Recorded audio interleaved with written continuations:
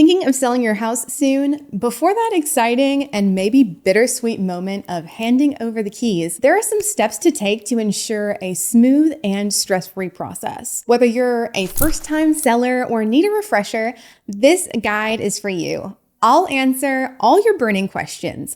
What repairs are necessary, when to involve a realtor, how to price your home right, and when your buyers can move in. Ready to dive in? Let's explore how to sell your house in 10 simple steps. The first step is to choose your selling method.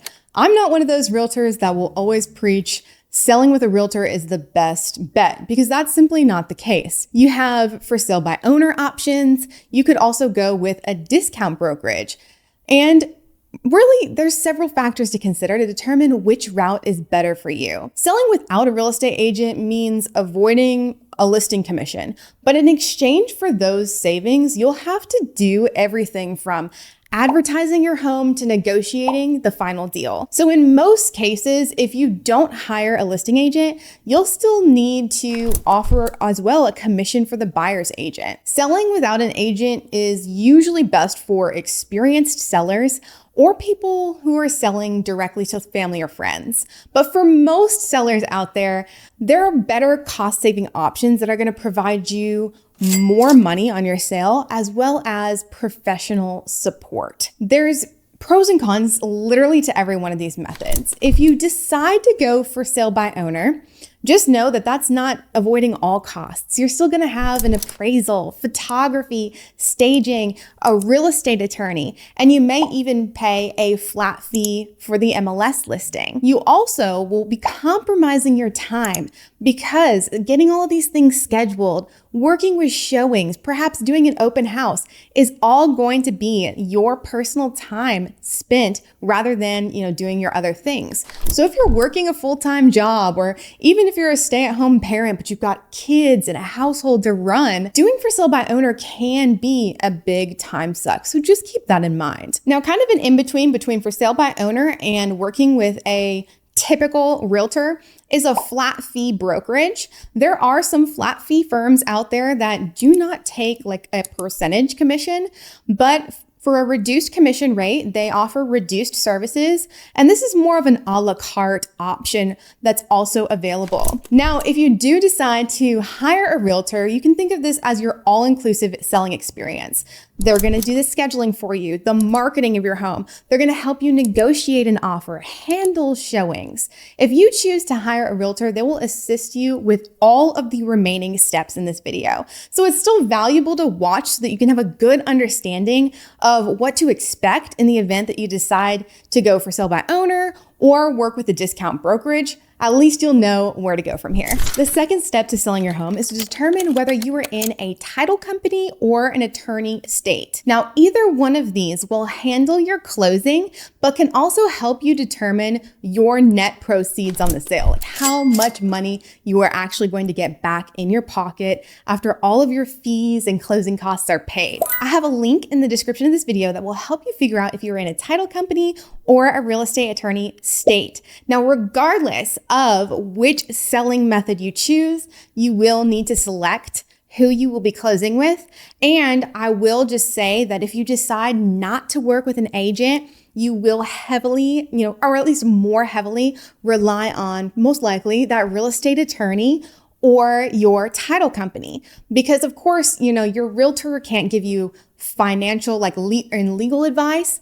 But at the same time, if you have questions, like very matter-of-fact questions about contracts, your realtor can definitely clear that up for you. Whereas if you don't have a realtor, you may need someone to ask those questions. So that's where your real estate attorney would come in, as well as the title company who may have a real estate attorney on staff. They'll also be able to help you kind of prepare documents and look at your overall financial figures.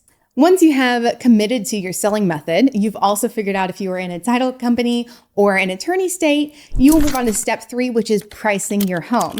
Now, if you're working with a realtor, your realtor will use their market knowledge and comparable home sales to help you assess and will honestly position your home on the market at a specific price. Now, if you're going for sale by owner, you may want to get an appraisal. An appraisal is not necessarily the market value of your home, because appraisals too are going to be based off of historical sales and aren't necessarily a great indicator of what your home could sell for, due to buyer demand at the moment you're listing it, but it is an option. I would say regardless, don't put too much emphasis on things like the Zillow Zestimate or any of these real estate sites that give you kind of like a ballpark figure. Usually they are not super accurate. So of course, kind of rely on the real estate professionals that you are working with. Now, if you do have some curiosity about what your home could sell for, I also have a link in the description of this video to my website where I have a free home value estimator. You will have to put in like your email or like phone number just so that I can get the report to you. Just know that. But it is just coming to me. You're not like putting your information out on the internet or anything like that. You're not going to get a bazillion calls. If anyone calls you, it'll just be me. After setting your list price, you will move on to step 4, which is getting your home ready to sell. Now, if you are working with a realtor, when they come to view your home and give you kind of that price that they think they could sell it for, they will likely mention things that you should do in the interim. Declutter, touch up paint, maybe depersonalize, take down the big wedding canvases.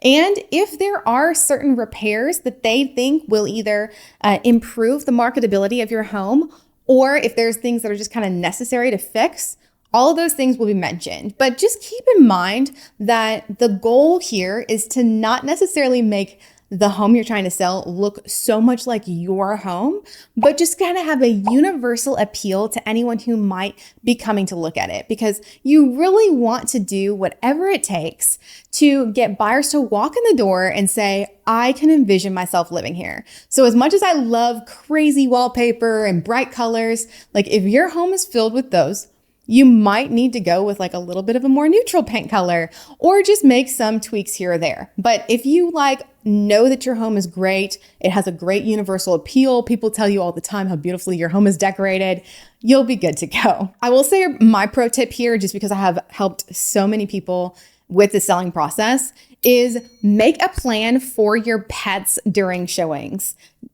Figure out how to take them with you, send them to daycare, figure out a plan for your pets as well during this stage. Moving on to step 5, you're going to list your house on the market. Now, realtors will put your house in the MLS, which will sync out to all of the major home search websites. If you're not working with a realtor, there are going to be some options out there for you, which are kind of like for sale by owner sites, or I know that you can go on Zillow specifically and kind of like upload your own home data. Just know that you're going to want to get it out there, even if you don't work with a realtor, and try to get as many eyes on your property as possible. Once your home is officially listed, you will move on to step 6, which is showings and the open house. It is so important to be available and accommodate buyers' schedules. So understand that you may need to accept showings on a very quickly basis. So definitely keep your house tidy and picked up. I will say that in my opinion, open houses do not replace showings. Open houses often do not even sell homes, because how many times do you see people just driving around on a Sunday, looking around? Maybe they even live in your neighborhood and they're like, let's just go pop into the open house. Really serious buyers are going to be pre-approved and they're going to be working with an agent. So those are the people who are most likely to actually schedule a showing rather than coming to the open house. I'm not saying it's impossible that you would sell your home through an open house, but I just wanted to mention that fact. I know a lot of times I will see for sale by owners as well do a lot of these open houses every weekend, and that's not necessarily going to bring you your buyer. So regardless of whether you're selling your home on your own or working with a realtor, being as open as possible to showings and accommodating is going to be key. And there's different ways to handle those. If you're working with a realtor, they'll most likely have a system to where whenever a showing is requested, you will automatically get notified to approve it, or, request a new time if it for some reason doesn't work for you. Then moving into step 7, hopefully after some showings and maybe an open house or two, you have received offers. So step 7 is to review and negotiate offers. Now, in my opinion, this should always be done with a net sheet. As a realtor, one of the best things that I think I can do is provide full transparency to my clients. When we discuss listing price, I often discuss how much you're going to get from the sale right off the bat before we even list the home. But especially when you're considering accepting an offer, you will want to run the numbers and see how much money would that offer, if you accepted it, actually give you. And a lot of that has to do with your net sheet. So taking, the price that your offer is, or maybe multiple offers are, and subtracting all of those fees and costs associated with selling your home from that.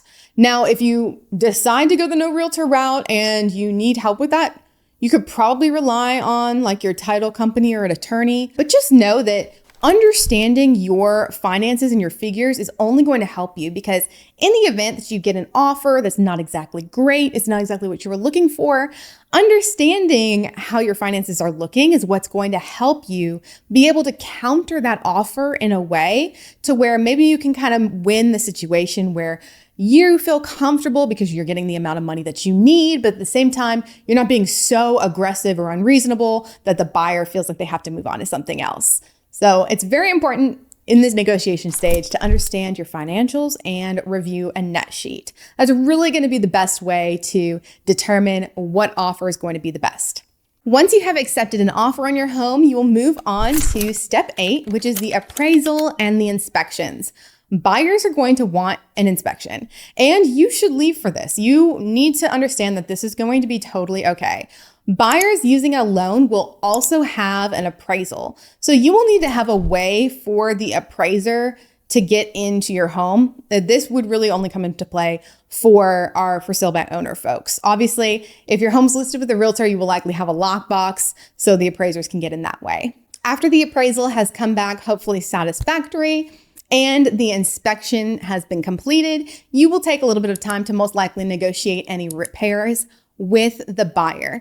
Once you have that under wraps, maybe you've completed those repairs, honestly, step 9 is to work on moving out.